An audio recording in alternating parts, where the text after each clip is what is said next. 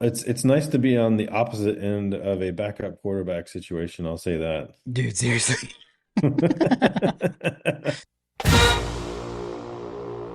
Welcome to My God Podcast. I'm Jim Wood. In this episode, John Powell and I review Georgia's 22-19 overtime win over Texas for the SEC Championship. We talk about our experiences on Saturday and what stood out to us during the game. As always, remember to check out the newly redesigned MyGottaPodcast.com to see our latest merch. And you can follow us on social media at MyGottaPodcast. Finally, if you need help with your website or your online presence, head over to workingwebmedia.com/dogs. Now, let's join the conversation in progress. Just as we predicted. Oh yeah. I mean, who didn't have the first SEC championship overtime in history Look, on their bingo card? sometimes you just got to go back to back.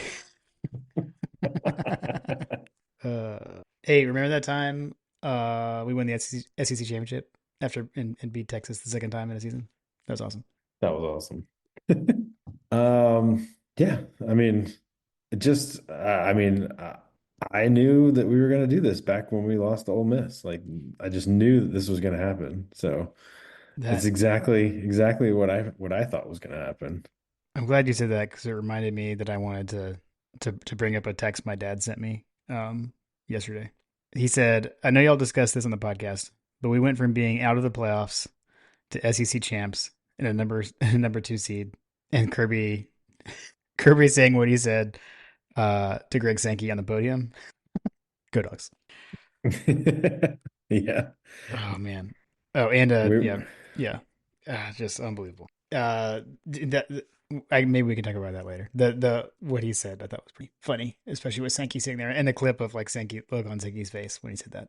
yeah. It was classic. But yeah, dude. I mean, when those playoff rankings came out after that Ole Miss game, I mean, we were like the first team out, right? Like we were sitting there at 11. Um, Hmm.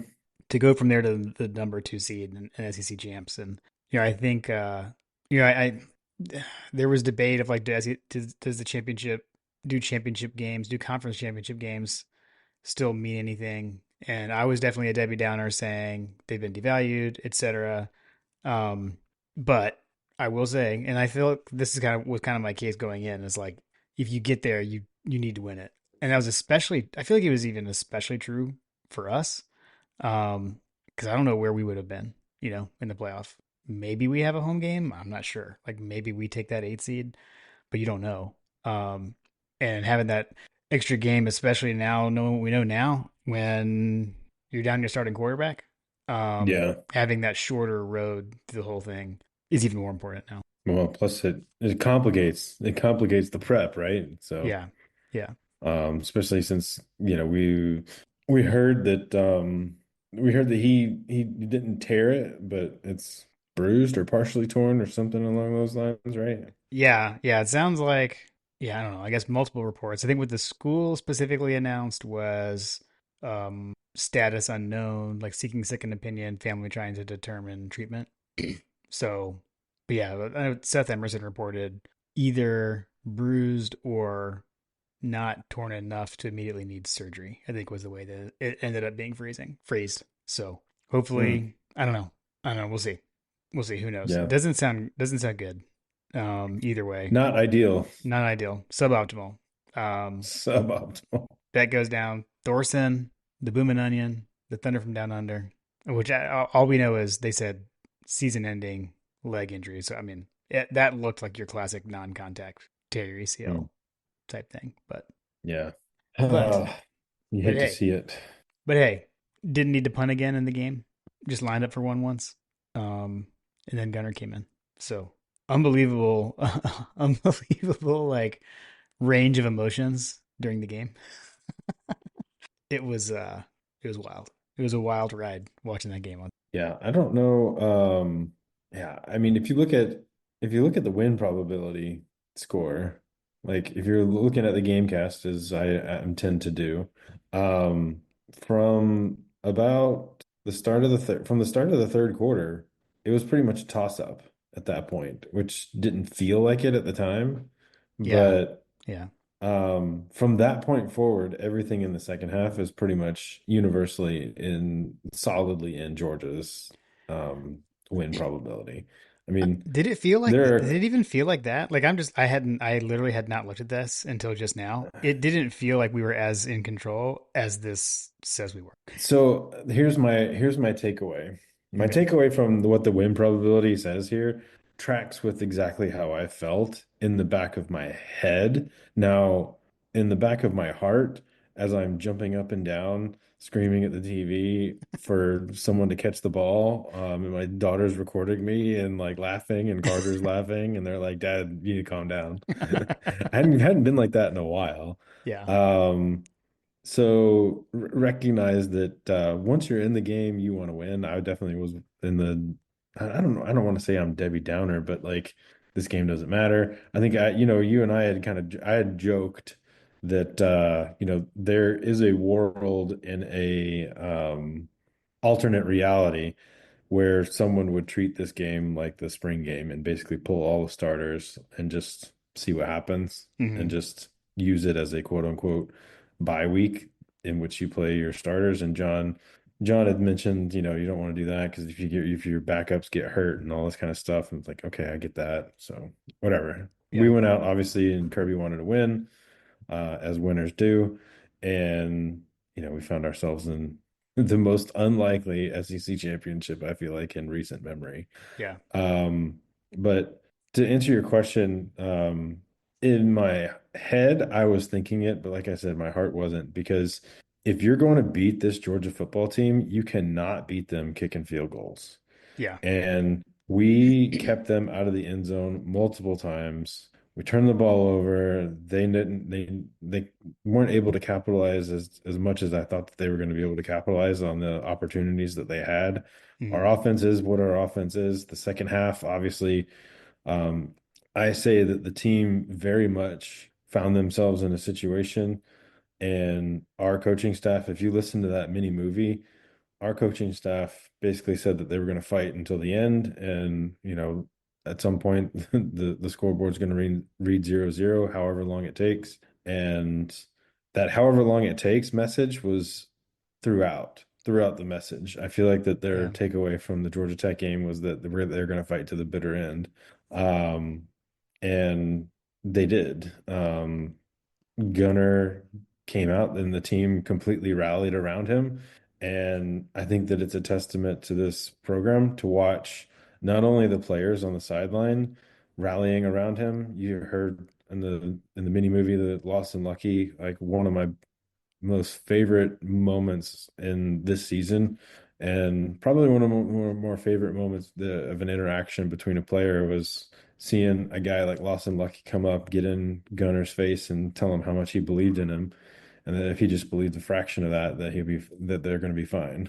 Yeah. Um, like that to me was chills, and then to see that same mentality permeating in the stands with the moms of Oh those my gosh. quarterbacks. Yeah. Dude, that moment when I saw the moms hugging was like, bro, Yeah. I have never in my life seen anything like that. You always see the pan to the stands, you see the mom and the dad, or the mom. We saw Stetson and his family, but you never saw other families interacting with each other the way that you saw Carson Beck's mom and Gunnar Stockton's mom interacting in the stands. And that was like, I don't know. It was pretty awesome to see like the culture that's kind of permeating throughout the program, and that leads into the parents. Yeah, it's so true. And it's, I think it's easy to kind of like brush off and laugh about like core values and stuff. And, but I mean, they resonate with this team and throughout the coaching staff, the players, and like you're saying, the families, but I mean, the connection right there, we saw it, right? Composure, Hmm. composure, the other thing that, Kim kept pointing out and we talked about a lot in our house was like, it was a hard hitting game, but it was composed. And, Georgia the whole time was composed. You didn't see any like outbursts from either team really. Like it was a respect kind of thing. But then toughness, obviously, and then resiliency. I mean, this is the most resilient team that I can ever remember to get behind by so many points, so many I mean, times, so many times. and be able to do this. And you mentioned that which, if you haven't seen they literally called it. Sometimes it'll say like cinematic recap or game highlight video. When the school tweeted it out today, like it said mini movie, and it definitely is. So definitely go watch it.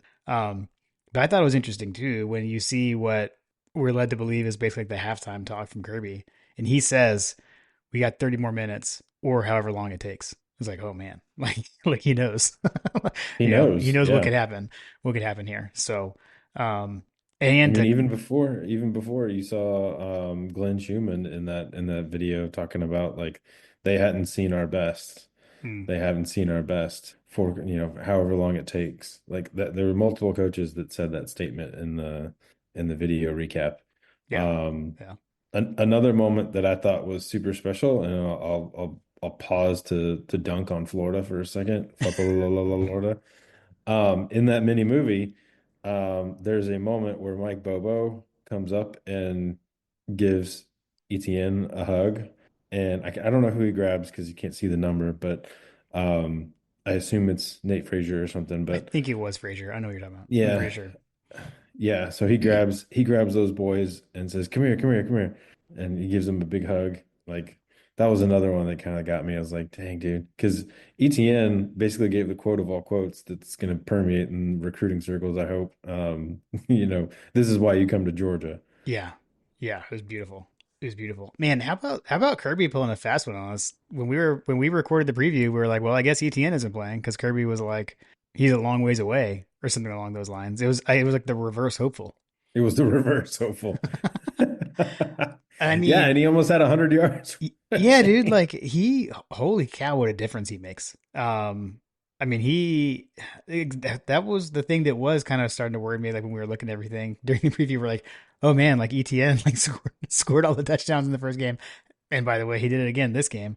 How about the fact that all points between two games between Georgia and Texas, all points were scored by either ETN or Payday. They're the only ones that scored points for Georgia. Those two guys. So pretty phenomenal. Suck it, Lord. Oh man. And So and and and by all means, like there may be some other players coming from other teams for next year, so the yeah, trolling will continue. yeah, yeah. The beatings will continue until the rivalry of morale improves. Oh man. But yeah, so I don't know. It crazy emotions throughout the day. I don't even know if I told you this. Like I woke up like super early. I usually sleep in on Okay, Saturdays. I woke up at like 5:45 on Saturday bro. and I was like, time to go. I don't know. I just woke up. I guess I was like ready to attack the day or something. So I don't know. I came I did all kinds of random stuff because I didn't want to be loud. So I like cleaned out all my emails and did some podcast stuff and some merch stuff that I accidentally mailed to you. So Chalk it up to your early morning. I was too early. I hadn't had enough Thanks. coffee. So John, you have to let us know how the new My God a Podcast koozies look when they come to your house. Speaking Um, of, speaking of our what do you call them? I guess template, or what do you call it? Yeah, our original like what prototype. do they call prototype? Yes, thank you, Jesus. The prototypes that you made for me served me well in the SEC championship because we were down and I wasn't feeling the vibes, and so instead of changing clothes because I was very comfortable in my clothes, my home field sweatshirts, which I guess this was a good opportunity to plug the home field Yeah, part. But I always remember use code Hunker Down at Homefield uh, for 15% off your first order. yes, very comfortable sweatshirt. Big fan of the Georgia sweatshirt, especially with the temperatures getting colder. Um, I did not want to change, and so I just kept chopping with my outfit. However, I did change, make some adjustments to my game plan, and I did change the color on my tree because I've got the LED tree that can change colors or Yeah, whatever. we've got that too. Changed it from the all white to the all red, and my wife was out of town, or well, she was out. She wasn't here, so otherwise she probably would have said something. Um, What do you do to the tree? yeah. Why'd you change the tree color? uh, It looks terrible now. Because it doesn't match the motif, right? yeah. Um, So I changed the color on the tree, and then I was like, you know what? I need a beer. I need a koozie. So I pulled out the Yellow Belly and threw it in the old prototype. Nice. I actually, I don't know, maybe we should always do that. That was the koozie I used too. I used my prototype. My God, a podcast koozie. My only wardrobe change was, it was, I don't know, somewhere in the first quarter, or maybe it was at the end of the first quarter. I don't know. At some point, I realized I had never put a hat on, so I was hatless, and so I feel like Mm. that was, an issue. So I went and threw a hat on. So that was the only wardrobe change I had If throughout the you're game. like me, if you're like me, I always wear hats, right? So I always wear hats, especially like on Zoom calls and stuff. It's like I pretty much always have a hat on. So whenever I don't have a hat on, people are like, I don't even recognize you. Yeah, yeah, yeah. I actually I basically like I saw myself in the mirror and I was like, wait, I don't have a hat on. That's how I noticed it. It was pretty funny. But yeah, so did that, did our usual SEC championship Saturday stuff, did the Christmas lights, um, made the bean dip, and we were ready to go to watch the game. And this was the first game Ella watched with us. Um, so because she's been away at college. So and then tech game she was back, but we were at the game she wasn't. So that was fun. So we had a good family viewing. We had we had some friends that we had invited over, and they're like, like he knows how I am, and he was like, if we come over and you're not playing well, I'm gonna feel bad. So we're just gonna we're just gonna stay at home. I was like, all right, that's fine. I don't want to be the bad juju. So Uh, it was pretty funny. I told Kim later, like after the game, I was like, man, I guess that's probably a good thing they didn't come over. Like they would have felt bad because they probably would have like left at halftime and then the comeback would have happened and it would have been them. So, but man, that's funny. but yeah, dude, it was like Yeah, nothing. Go ahead. I was gonna say I also had an early morning. Mm. I ended up smoking a pork butt Oh yeah, and which fantastic. started smoking it at 5 a.m. But in my defense, I woke up at 5 explicitly so that I could just put it on, and then I basically went back to bed for like another hour and a half or Yeah. so that I could wake up and spritz it and do that whole thing. Um, and so yeah, I had an early morning as well. Okay. Okay. Maybe we need to not have early mornings. Yeah. I don't know what it was for me. Yeah. So, but yeah, smoked the pork butt and then just kind of went throughout the day. I ended up doing about 3 hours worth of yard work. I have not done, and this is probably like, maybe I shouldn't share, but I have not done a technical pregame run um for the last two games. So Mm. I'm gonna definitely definitely get back on that. I was like, well, I mean, I got like 10,000 steps in before 7 a.m., so I think I'm fine. So, Right. Right. um, anyway, I was like, no, we're Well, back to went on an overtime. Definitely didn't have time to do it for the Georgia Tech game, but because driving from Hilton Head, and I was like, there's no way I'm not gonna get up at 4 in the morning to go run. yeah. Yeah. Well, Kim and I didn't either for Georgia Tech with the driving over. We got some grief at the tailgate about that. And then we did. So this one, Kim had, because she does her like Peloton stuff. So she had like an hour run she had to do like on the hmm treadmill. So she did that. And then I rode the bike next to her. So that was so we tried that. So I don't know. Maybe that wasn't enough. I don't know. We'll see. That was our, I don't Then know. That was the workout. this does not spark joy. Yeah. God, so now you got to tell me I got to go back to it running again. I feel like you were the one that always ran. I was kidding. So I was, yeah, I know it's totally my fault that we've gone to overtime, guys. I'm so sorry. the I had truth the auda I facts had the emerge. audacity to I had the audacity to drive 5.5 hours to go to the game and didn't fit the run in, and then decided that doing like I think my total step count that day was like 20 or 30,000 steps or something. Oh, Just from all the yard work that I had to do. yeah, yeah. And then Carter had basketball, and I never bring a chair. I always walk around for his sports stuff. So like just racking up the steps because his game was like an hour late. That was another thing that went wrong. Um, Carter's game was at 3:30 on Saturday, and so which they won. They won a nice game. Um, Wonderful. He had a lot of assists, but didn't score a whole lot of points. But they were behind an hour. And so we get there at 3:30 for tip off.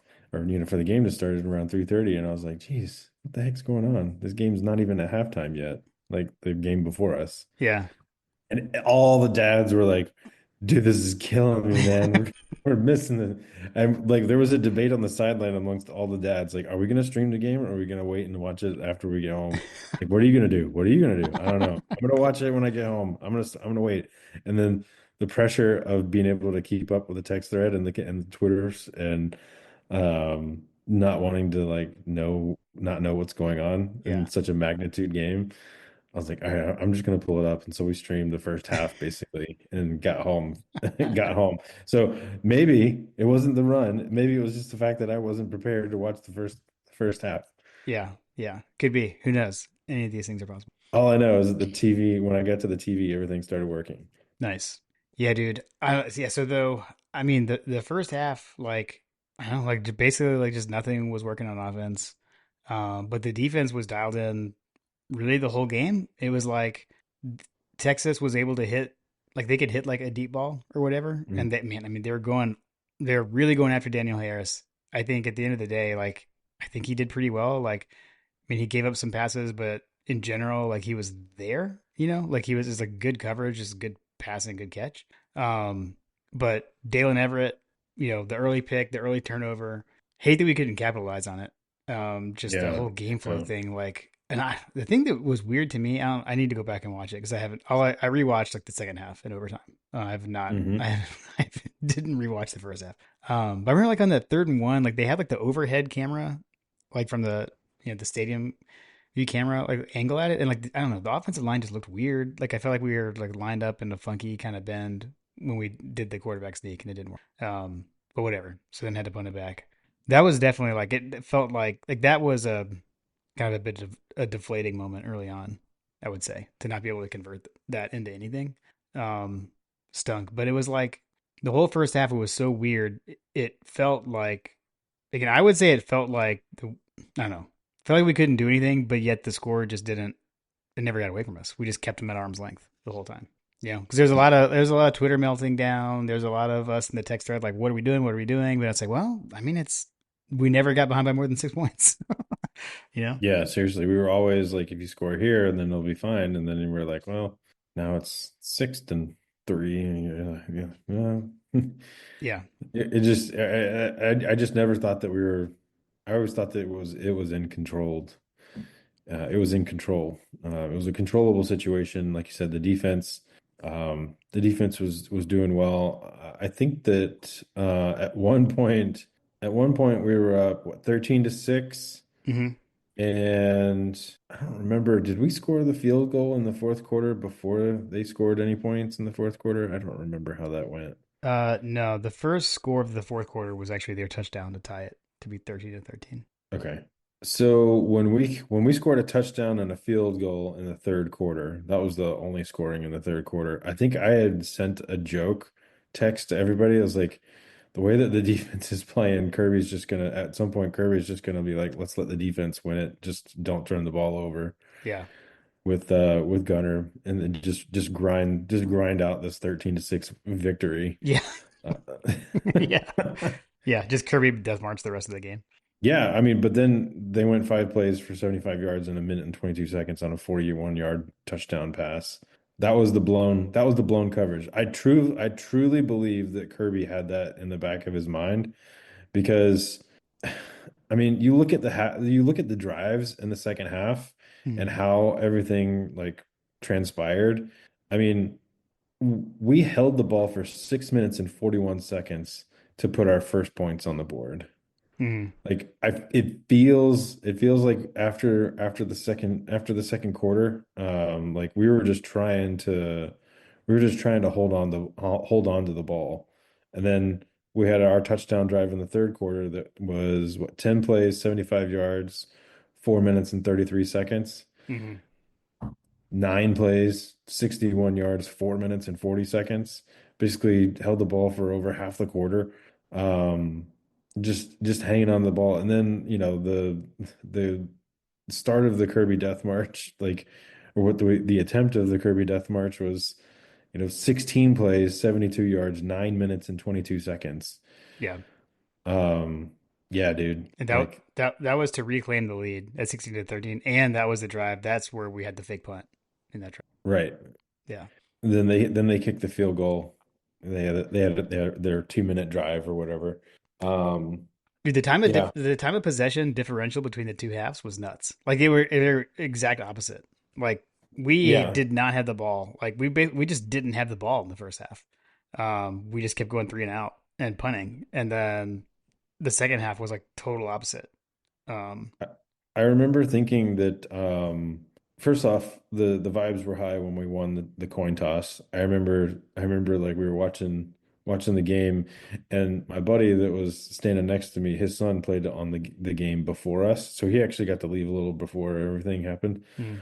Um, but he turned to me and was like, "Did we win the coin toss?" And I was like, "Yes," and we deferred, and we were both high fived like, "Yes."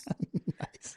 Um, That's funny. but yeah, like so you knew that like at the end of halftime that was going to be when we got to halftime that was going to be an opportunity, and of course like we had the little bit of time left. I still believe that we should have been able to get a field goal at the end of the the first half. Mm. Um, Dude, but that whole sequence was wild. Where we like, I mean, didn't Beck like throw two picks? Like they kept jumping off sides and we kept throwing picks. yeah, Yeah, that was frustrating because the second one, like I get it was a free play, but I'm not sure exactly what's going on there. But then the run back is what made it just be 1 second left and have to put in the Hail Mary situation. That was, anyways. yeah, like I don't know. I think that if you could go back in time and sit there, like if you've got a free play, clock time is better than Yeah, throwing up something. yeah, Um, yeah, the yeah, I think that I still think that if we could get that series back to try to get steal a field goal away, that would have been nice. yeah, Um, but yeah, I think that they were. I think that, like I said, we know what this team is. We know what it can do, and we just weren't. It wasn't working. And even though we've been saying it all season, they still figured out a way to win. They still figured it out. They still were in a position to succeed. Defense showed up big, dude. I think that this might have been Damon Wilson's like best game ever. yeah, dude, yeah. He was incredible. He was flying all over the field. And that's kind of the mindset of this team is, maybe it's, Jalen Walker's not having the Michael Williams not having the good game, but all of a sudden we have another guy step up. Like this is a deep team, it's a flawed team, but it's a very talented team that is capable of killing you at any given moment. Yeah, I mean, we didn't even Kristen Miller didn't play, right? I don't think. We had Xavier McLeod was in there a lot. Yeah, dude, the depth. I think the depth showed. I mean, I still feel like it kind of comes back to what was kind of like our bottom line going into this game was that Georgia was tested, and Georgia was playing against Georgia was Texas's only true test, and they didn't pass it, and then that came true. That came true again. Um, I I, I still can't believe though that Beck goes down last play of the first half. You're kind of looking at it like, I don't know, like that didn't look very good. Yeah. Then like they interview Kirby coming off, he's like, oh, I think he should be fine. We'll have to check. They come out, Gunner's out there. We get the ball right away, so we know. Um, it it is crazy though to see a team like react and rally around them and want because I don't know the feeling I get is they're all like, all right, like they weren't helping Beck out in the first half. I'll put it that way. The drops were there, just no. It's like we can't catch the ball. So many things are going wrong. To Beck's credit, I don't didn't see Beck like getting upset with anyone or anything, but then again, it's like, all right, well, at the end of the day, we're still only down three. But then Beck gets hurt. When Gunner came in, you could feel everyone be like, all right, like we've got to help, like we've got to help this guy out. All of a sudden, everyone's making catches on the sideline. Like or right in, like his first throw was to Arian Smith. Right in his hands, catches it. Like, or that might be not. I think he threw to ETN first, but then his first line down the field was to Smith, catches it. The throw and catch to Lucky on the sideline was unbelievable. Like unbelievable catch, get his foot down in bounds. Um, and then also just like when Gunner the first time he took off and ran, and he like doesn't slide, runs through some contact at the sideline kind of erupts. I think Gunnar kind of came up talking to the DB a little bit too. I feel like that just kind of like fired everyone up, and it's like, all right, it's on. And I don't know, kind Are of you reminds me saying of when Fromm came in his first time. Like they just kind of get that energy. are you saying that Gunna gave him the number one stunner? He had the number one stunner. Gunnar, the number one stunner. Story from the Wood household: when the game was over, Kim's like flipping through her phone, like, "What are you doing?" And then she starts playing number one stunner. So that was playing in our house. Good times. Amazing. They made Amazing big timers edit coming. yeah. So good. But yeah, dude. I mean, it's still wild.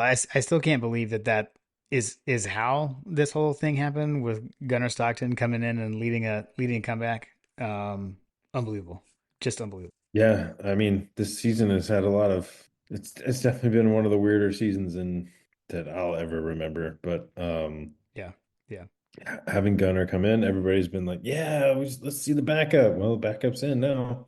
yeah, yeah, Well, by and large, seems like, I mean, if I'm a betting man, I'm guessing that Beck is probably not going to play in the first round, or our next game, yeah. which I guess what the quarterfinals is that what we're calling it. Yes, the Um, quarterfinals in the Sugar Bowl. yeah, he's not going to, I'm guessing that Beck's not going to be in the Sugar Bowl, but I could be wrong, but it looked pretty bad, man. Yeah, it I didn't don't know. look good. We're talking about MRIs and getting second opinions. That tells me that it's not ideal. Yeah, yeah, So, yeah. I would agree. and then to make matters worse, we lost Brett. Um, Yeah, it was brutal. that kills me. That kills me. I hope that he has a swift. I hope that both of them have a swift recovery. Yeah, You hate to see anybody of those, of those magnitude players, positions, personalities. You hate to see those guys go down to the championship game. yeah, yeah. Agreed, agreed. Um, I would say the second half though, we got into like we did like the complementary football thing. Like in general, like things were working well together, which is what we hadn't been doing that. But the defense was just lights out the entire game. I mean, I think that was the best the defense has played all season. I feel mhm. like. How many sacks did we have? Six and a half, seven, something like that. Just 6 sacks. Yeah, that sounds right. Just Ewers, I think was pretty much like rattled all game.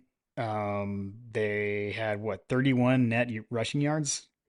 uh, that's crazy. And they only had 73 rushing yards gross. So and then 27 yards lost via sacks. Just wild. Yeah, Defense lights out. their guy that everybody was talking about that was going to run all over us. He only averaged 2.7 yards per carry. Yeah. But yeah, dude, second half, you've got, well, really, I guess the whole game, right? So you got, I just keep thinking like, okay, like what won us this game? And like, I can point to all three phases of the game. Like the defense was lights out the entire time, disrupting the quarterback, shut down the run. Everett got 2 picks. It was just like everything. You could say special teams won this game. They missed 2 field goals. We were perfect on field goals. The fake punt was just a huge, huge game changing play because that was the drive after they had scored the touchdown. And they've got all momentum.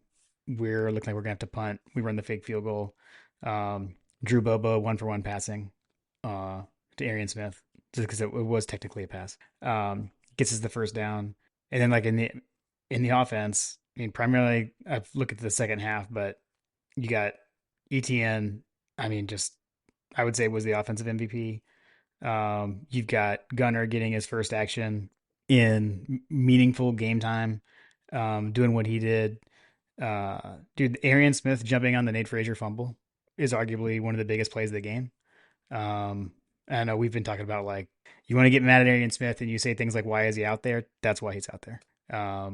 Makes a huge play on the reverse on the fake punt and has the presence to see that ball and pounce on that ball. I mean, that's a game changing play right there. So, Yeah, you do the simple things better, and you'll succeed in this offense. And it's not all about just catching passes, catching bombs, getting open. You got to be able to block. You got to be able to read. You got to be able to know the playbook. You got to be able to motion properly. You got to be able to align yourself properly. Like there's a lot that's wrapped up in this offense that prepares you for the next level. So, yeah. um, dear high school recruit, if you're looking to succeed here, if you can't do those things, then you're not gonna, off you go. Um, dude, of like plays of the game kind of thing, I still like I've watched it so many times. The hit the Gunner took in overtime. Hmm. Like, so first off, and I guess I don't know, targeting, not targeting, whatever. Like when it like I was not shocked to see the flag thrown. Like when you see a hit like that, like the flag's coming out. Um, so, but in hindsight now, like knowing what we know now, knowing that they overturned the targeting and it wasn't targeting, I mean, he fumbles that ball, the game is probably over and we lose. The fact that Right. he was able to take that hit and hang on and he hung onto the ball. I mean, not only is he, I don't know if he's concussed or not, probably, but he's falling backwards. His knee, like the way his leg His knee buckled, buckled. dude, Yeah. that was like crazy. But man, held, he held on to that football and won us the game. Dude, again to the mini movie, and then Beck comes in to give the final handoff. Like what? Yeah, with his arm like basically like unable to move, like he just kind of come trotting out there. Oh, dude, I just still like this game had everything. Like you couldn't write the script of what happened in that game. Like no one would No. believe it. You know, Yeah. It's nice to be on the opposite end of a backup quarterback situation, I'll say that. dude, seriously. Holy We cow! truly have usurped Alabama at the at the peak of the SEC. Is it? When when we're able to win a title with the backup quarterback. Yeah, yeah, yeah. Texas wasn't ready for the backup quarterback plot point in that building. It always happens in I that building can't too. That was something that, again, kind of along the lines of the head and the heart situation. Like in the back of my mind, I was like, man, F these guys. They don't know Gunner. They don't know what he's capable of. Yeah, yeah. I Just mean, go out and win this thing. yeah, dude. I was so happy. And again, back to like the did SEC championships matter and all that kind of stuff. I mean, it mattered to me on Saturday. I'll tell you that. I was so happy. Uh, we had like a happy family just jumping up and down, circle hugging. When ETN got to the end zone, it was awesome. I may or may not Yeah. have ran outside on my back porch and screamed, "How about them dogs?" at the top of my lungs. Wow. Nice. I did not do that, but I definitely was like it took me like a second to realize what happened, like one of those like delayed reactions, like, oh my God, we just did it. We just won. I can't believe that I can't believe that just did that. Oh man. Um, yeah, it was a great game, great feeling. Big game by the running back. Looking at the receiving performance, dude, I Yeah. only one receiver had any yards, which I did not expect to see that. For us? Yeah. Yeah. Yeah.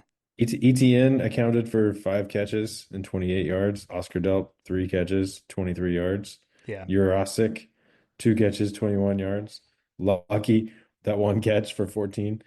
Yeah. And then Nate Frazier, 1 catch for 9 yards. Yeah.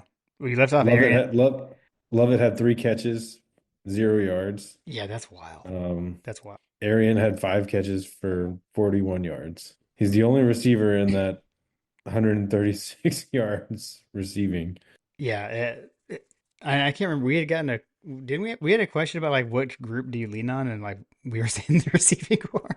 Uh man. Yeah, just as we predicted. Just as we predicted, the tight ends. The tight ends showed up big in this game, man. uh I don't know. I really don't know how to read that other than to say that we're a flawed team, man. We are such a flawed team, but you know what? They figure out ways to win, they and fi- that's the yeah. most important thing. Yeah. That's the most important thing that matters because I promise you at the end of the season, when someone comes up to Kirby Smart and says, "Yeah, but your receivers didn't have 162 yards and 114 yards receiving," which is what happened on Matthew Golden and DeAndre Moore. Yeah. On the other side of the field, they racked up 358 yards passing, um, but they walked home without any SEC championships, and they're no longer able to say that they're dominating in the SEC the first year, and we sent them home packing. Yeah, yeah. I mean, this team finds a way. The defense, and that was the thing, man. I think early on we were getting frustrated with some of those long passing plays, and they continued to do it, but it ultimately ended up being a lot of empty yards with not as many points as you would think because the Georgia defense just clamped down. And I got to give the Texas defense credit for clamping down too and forcing us into the field goals that we were forced into. Mhm. I know we were texting like, "What are we doing in the red zone? like what's Yeah, going on?" yeah. I think we kind of saw why we were calling plays the way we were when Gunnar threw that pick late. Maybe, although I don't know, I'm not really I sure. don't know. I think he was throwing the ball away. I think he was. I don't know. Have you seen anyone explain that? Because there was nobody over I, there. I think. Do we know? I mean, he was for sure trying to throw that ball away, but why Yeah. he was, I feel like it's one of those things where he's just a young quarterback. He's looking around. It's kind of like the reason why the airlines tell you that your closest exit is behind you. Mm-hmm. Um, he should have thrown it away on the other side, obviously, if you're going to throw it away. Fair. Yeah. Because I mean, that would have been just like a little toss out of bounds, like, and it would have been fine. Yeah. I don't know. I don't know why he chose to throw it across the field. Did you notice Um, that like one of the other defenders for Texas started like celebrating, and yes. dude, he totally could have blocked. It was a Lucky made the tackle, right? Like I feel like Yeah. he's sitting there celebrating the interception, and then Lucky goes right around him and makes a tackle. I mean, Welcome to the NIL era, mm, Jim. mm, The NIL, I want to stun on these hoes, like I want to I want to get it do it for the gram. I want the social media posts. yeah. Lawson Lucky did not have that problem. Thank Hey, God. hey, we didn't come here to take pictures and do all that stuff. Yeah. We came here to eat. Exactly. They were hunting. They were hunting, and Texas was there to take pictures with their dudes dressed up in leather jackets. Yeah, could there be any more Matthew McConaughey on the TV? Jeez. Yeah. I don't know if you knew this or not, but there were other people that were there that were celebrities for the University of Georgia, namely like a lot of former players Yeah. that were there and excited for this team because Jim, this senior class had not had any SEC championships. Yeah. They got back-to-back national championships, but they had no SEC championships apparently. I say, yeah, can't be right. No, we 22. Huh? The 22 SEC championship, 2022. Well, no, what the Kirby was saying that this class didn't have any SEC championships. Kirby, I don't know what Kirby's talking about. I don't know. He was talking about that they didn't have any SEC championships. I don't know. I trusted what Kirby said. Yeah, they definitely won the 2022 SEC Right. championship. So I don't know what Kirby's talking about. We can figure that out. So that's yeah. Whatever, Kirby. Yeah, dude, confetti's falling, the celebration's on, and then Kirby tells everyone that the bye is meaningful because Greg Sankey sent this team on the road all year long. And he's just sitting there like someone just gave him a wet fish. Oh, that was crazy. That was crazy. Do you want to talk? Actually, hold on. Let's coaches over unders. Not a good week for either of us. We both went 3-5. So I just Kirby Death Marched and maintained position. So I still have a slight lead. So shout out Coach Chillbill for tracking those as The always. the win probability is ticking up and up for Yeah, Jim in this yeah, yeah. situation. Hey, we did go 3-0 in coaches pick'ems in the other conference championship games. So Heck yeah. Heck we yeah. we got all those right, including we picked the Clemson upset over SMU. So, Yeah. were you watching any of those games? The night games? Uh, I didn't watch any of I watched some of the night games. I was dialed into the Penn State game. Um, I was trying to scout a little bit for possible play because I Yeah. didn't know where we were going to end up. Thought Penn State was going to play Notre Dame, but yeah. I did watch a little bit of the SMU Clemson game, but by that time I was just kind of exhausted. I was full and I was tired. I had made barbecue and made strawberry shortcake for the Georgia game, Georgia Red. And then I had made eggnog as well. Okay. I So, actually, hey, I forgot to mention this earlier. I had we made the bean dip to be like the snack throughout the game, but I had steaks, mhm. and so like at halftime we like turned the oven on because we were doing like roasted potatoes, and I marinated the steak or I got the steaks like all prepped or whatever, and I lit the grill the Big Green Egg to bring up the temperature, and I was like, I'll just go out and watch the game outside while I grill. And then like when the potatoes were close to being done, it was time to go put the steaks in the grill. I was like, I can't do this. Because like the game was so close at that point. And I was like, "Are Yeah. you guys like okay if we wait until after the game's over to eat?" And they're like, "Yes, we gotta just watch the game." So I like dialed back the kind of brought the temperature down the Big Green Egg a little bit and waited. So we didn't eat dinner until when the game was over. So I went out there and threw our steaks on the grill. So we had some bevo cooked up for our post game meal. So Amazing. ate a little later. But yeah, then we did similar. So we sat and watched. We were kind of flipping back and forth. Although the Penn State game like ended at the exact same time, pretty much of the ACC championship game. So at that point, Lily and I were the only ones still awake. So we did like Hmm. the split screen like YouTube TV situation and watched those. Dude, cousin Sammy led Clemson with like 14 tackles or something. Mm. Had a big game. Yeah, he had a really He big he game. got the wood he got the wood memo to kick Alabama to the curb. Yeah, yeah. So yeah, I guess that was kind of like what we go to bed and we don't 100% know, but we think we know. But I don't know. I think I don't really have any complaints about what the committee did. I feel like they followed. I think what I said. We were texting with some folks this morning. Like I feel like they followed. I'm pleasantly surprised that they followed their procedure in their process because I'm not sure I really fully believe they would. I thought they were going to kind of finagle with their rankings to do things in the bracket, but I feel like this week's rankings make sense as a follow through of last week's rankings, if that makes sense. Right. Like I feel like it was actually logical, which kind of surprises me. Yeah. I don't really have any beefs, any qualms. Anybody that complains about the rankings is probably hailing from a position or a team that didn't win its regular season games, and more importantly, didn't win its regular season conference games. Yeah. Um, as far as I can tell, I didn't see any big losses for anyone. I think the only team that could probably gripe about the situation that they were in is probably South Carolina because that one call, which I mean, I Mm. guess that one call doesn't make up an entire season because they could have won other games that they lost, but um, you know, I don't know. I think that you didn't win. You didn't win your conference games, and you don't deserve to be in the playoff. You lost three conference games. Like, just sit down and shut the hell up. The funny thing to me is like all the talk about like now teams are gonna not schedule hard non-conference games. Like I'm not. I don't know. I think maybe there's some logic of like it's a cumulative effect or something, but I don't know. But the funny thing to me is like we're hearing that complaint coming from like actually like Alabama's athletic director took to Twitter and was saying that, and he got community noted on that, which was hilarious. Um, the only team that I feel like actually has a gripe with that is Clemson. Like, because Clemson, if you take away the Georgia game and the South Carolina game, maybe Clemson only has, like Clemson's like Yeah, maybe way they're higher in the rankings. So, yeah, maybe they're ranked number two. so I don't know. Maybe yeah. So Clemson, maybe they'll change their schedule. I don't know. We'll see. But yeah, the wild thing to me though is that like the the two seed is a much better spot to be in than the one seed.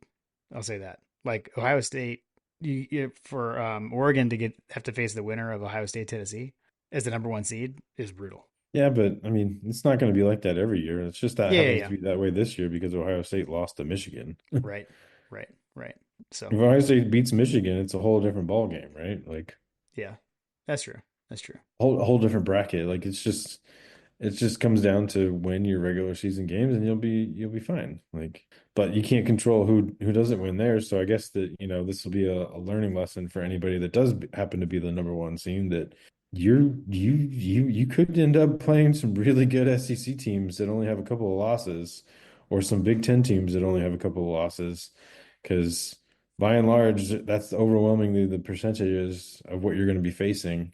Because what I think seven or eight of the slots were SEC or Big Ten, right?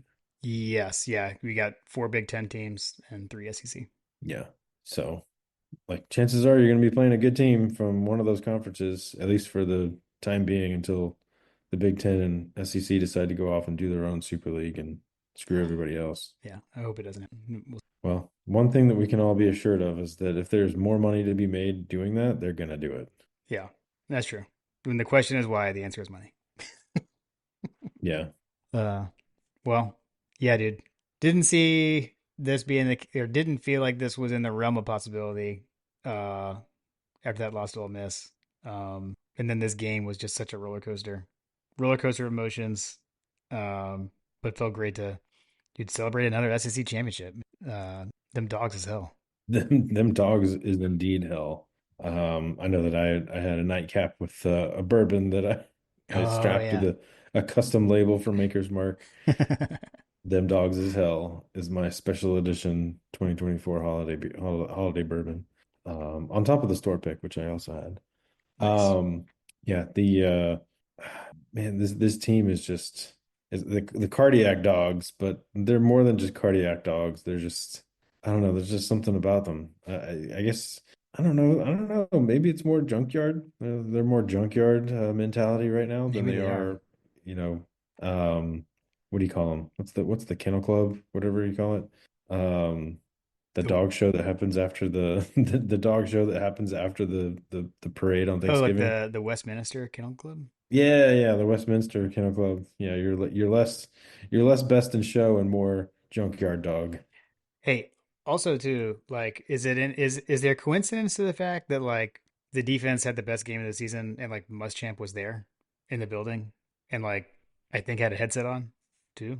He was definitely on the sideline. You saw him come in. I saw him in the suit. So, There's a video of uh, someone giving him a headset. It was before the game. I don't know if he had one on during the game, but yeah, I don't know, dude, Muschamp's in the but building, Munkin's in the building.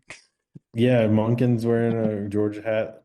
I don't know what Monken's role was, but I don't know if I don't how deep does the NFL season go? Can their season be done so that he can be on field or in and in booth influence? I don't know. Yeah, I don't know. It it definitely felt like that things were a little bit different on the defensive side of things, but could really use some direct influence from Todd Monken moving forward. Yeah. I guess we'll see. Probably not a whole lot of point of talking about it now. I think you said it well earlier. Like based on what we're hearing, wouldn't necessarily count on Beck for the next game. But I don't know. I was kind of like he's done. Like we're not going to see him again, and that still is on the table. But I guess there's a sliver of possibility that he comes back. But I think give the time. They're gonna have to figure out a plan ahead with uh with Gunner, assuming so. Yeah, yeah. I will say that, now we're starting to see players that are entering the portal. It'll be interesting to see and hear, what that looks like from a insider's point of view. So I'm curious to know if those players are, actively involved in things or are they just kind of put off to the side, like go run during practice kind of thing, go work out while we work on our preparation for the bowl game that you're not going to be a part of, Right. kind of thing.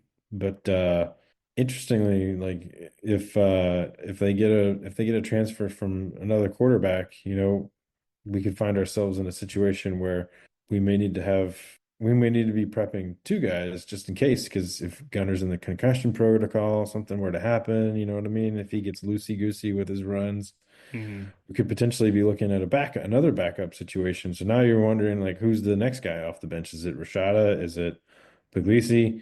Um, who takes the reps for the backup quarterback spot? And you know, if Beck is going to be back, what does that look like? So I have a feeling that this coaching staff will have to make some decisions here in the next day or so that they can continue to game prep and get either packages for one quarterback or you know whatever they're gonna do.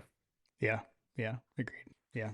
I will Um, say, man, the like you said, the defense showed out, putting them in situation, but man, if they could kick field goals, we would have been in a world of hurt. Um, yeah.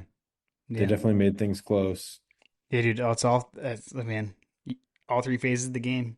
I mean, special teams is important, and we won the kicking game on Saturday, and that was a huge factor in this game. And we won the turnover game. Yeah. Yeah. Yeah. Yeah. Which we hadn't done that a lot this year. So I haven't done that a lot. We've had a lot of success against these guys. Um, I think another thing that I think that the offensive line and defensive line, they did. they had good jobs. They had a good outing. Stacy and I are on talking terms again.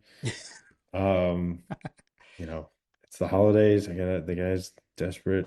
He's trying to win me back, but I keep holding off. But we're talking, Jim. Trying to Yeah, patch yeah. things up. I think that's fair. I think that's fair. Let's see. Programming note. Uh, we're gonna, obviously we'll preview the quarterfinal when we know who we're gonna play. But we do plan on doing some stuff in the interim. I think this will be our only episode this week. But I think we're probably gonna do something next week ahead of the first round games. So just be on the lookout. Be on the lookout for that, and we'll send out the signals when we're ready to go. Yes, absolutely. Shout out to John Smith. He brought the Weller Special Reserve and combos to the tailgate for the SEC championship. They remain undefeated. Undefeated. Someone's got to figure out a way to get Weller and combos to New Orleans. Hmm. I like it. I like it. John, That's I'm tasking you. good call. Let's see, what else? What else? Oh, Andrew Smart was in attendance for the SEC championship for those that didn't see. And if you look closely in one of the speeches that Kirby's talking about, I think it's the halftime speech. You can actually see you can actually see Andrew hanging out in one of the player lockers. I thought that was pretty funny. What was the sign he was holding up at the end of the game? Like, we are the We are SEC. the SEC. Yeah, Yeah. amazing. Andrew's almost at a point where he can say that he's taller than his dad, which is kind of crazy I think he's like 12, Yeah, 13, dude, something like that. he's hit a growth spurt. Kids growing, man. Kid is growing. It is kind of funny like how you can see like you know, these little guys growing up now. I know. He's looking like totally different. I'm like, oh When man. the players are carrying him around, they're probably like, "God, kid." It's like uh, my daughter. I'm like, golly, you're not a little girl anymore. yeah, yeah. That's funny. I don't know. They get they get they get older. They get older. No, they For do. those of you that have babies, Hunter. They do. They do. I don't know, man. I don't really have anything else. To me, it's just this team, man. It's like, God, like this team, like, holy cow. Like, just to be here, to be in this spot with all they went through, the schedule that they had to face. I mean, heck of a coaching job, to get this team here. Um, and we've been saying all season, I don't, we've said this is a flawed team. I think all the teams are flawed, man. I think this is one of those seasons, um, where there is no truly great team. Um, I like our path. I think we got the best. Like, that was the bracket I wanted to get when it came out on Sunday, and we got it. I think we got a great path through this thing, and just gotta keep doing what we're doing, stay resilient, and keep chopping. I'm excited. I'm excited. I think Just this keep playoff's gonna be fun, man. It's gonna be fun. I'm just not gonna keep lie. chopping and keep the main thing the main thing. Yeah. And someone posted that there should be a college football NIT tournament. That would also be hilarious as well. That would Yeah, also be fun. I think it would be fun to watch. it would be. Hey, the Go Dogs hashtag is back with the And the power Go G. Dogs hashtag. Which, speaking of, there were a lot of conspiracy theories circling around, which I still have questions about this situation, Jim, Hmm. because it makes no sense whatsoever. So right before we were going to bed, I had messaged. She was like, "Hey, we're gonna get the hashtag back. We need to try to be the first ones that message it. I have to monitor the Twitters to see when they activate it." Right. And then like literally like 5 minutes later, someone's like, "Hey, the hashtag is back," and we're like, "What the heck? We How missed did it. it come back so quickly?" And then I started thinking, I was like, "Well, if we got it back, then maybe some of the other teams got it back too." And so I started running down the list of teams that were in the CFP that I knew were going to be in the CFP, and everybody had one.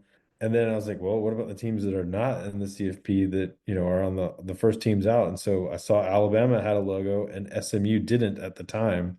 And I was like, oh man, is this really happening? Like the conspiracy theory, like that they're going to get Alabama in and SMU is going to get left out. Has that been revealed through the hashtag emoji situation? Right. Right. Yeah. I was explaining that conspiracy theory throughout my house in the morning.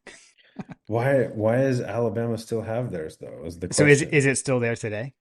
Yeah, Oh, that's weird. Yeah, I don't know. They must have changed the rules. I'm pretty sure. I'm pretty sure. Unless they just paid, which, maybe they were trying to pay everybody off to They're trying make to them think. buy their way into the playoff with the hashtag. Yeah, I don't know. I don't Yeah, know. seriously. Yeah, Roll Tide is still has still got the A on it. Mm, well, yeah, Wild. that's they're using that to let the naysayers know that they're not in the playoff. Oh, that's funny. The Schadenfreude has been amazing and delicious. One might say it's been yummy. One might say the tears have been yummy. What else? What else we got, Jim? I think that's all I got, man. SEC champs, SEC champs. It feels good. And we're second all time in most SEC championships won, or SEC titles, not necessarily the game, but just SEC championships. I think we were past Tennessee. So Hmm. it's like Bama obviously has the most, but we're in sole second place. Heard that on the Bulldog Brunch. Shout out. So a couple of questions that I have from a moving forward situation. Number one, Jason, if you're listening, how many games back to back has Georgia had go to OT? Asking for a friend. Okay. Have we hit like some sort of weird record where we have two games that we went back to back overtimes? And then I feel like the that's. sec I feel like there's no way that's happened before. I feel like I would remember that, but so I'm right, gonna say right, it. I'm gonna say that it hasn't happened before right. That's my because suspicion. it only goes back to 1996 that we've had overtime. So Right. That's my suspicion okay, that we haven't had back-to-back games, and more importantly, probably haven't had three back-to-back games go to yeah, overtime. Knock on wood, Jim. yeah. Don't even bring Um, that up. Why'd you knock on my head? and then the other thing that I was curious about, I just completely drew a blank on. Hmm.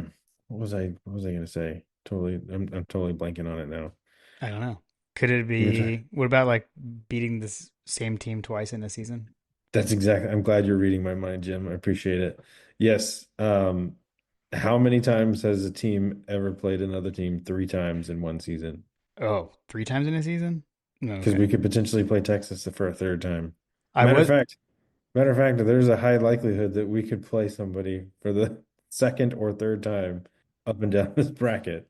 Yeah, what I am from that standpoint, what I am happy is that Tennessee and Texas are on the other side of the bracket. And Clemson. Yeah, and Clemson. Just that we wouldn't have like another repeat rematch until like the championship game, just because I think that would be lame if they were earlier. So I did like that. I can tell you. So I had an interaction because Jason Hasty had posted something, and someone asked him just about like um beating a team twice in a year. So and Jason said the only other time that he could think of that Georgia beat a team twice in a year was 1943. We beat Presbyterian twice in the regular season. He said we played them twice that year because of the wartime schedule. So there's a Hasty's Hargrid history nugget in a review of his. Excellent. Well, there's definitely some potential history out there for us to make again. I would prefer to go out and do it as the winner of our side of the bracket, and whoever shows up on the other side, FTMF and go dogs. Go Dogs.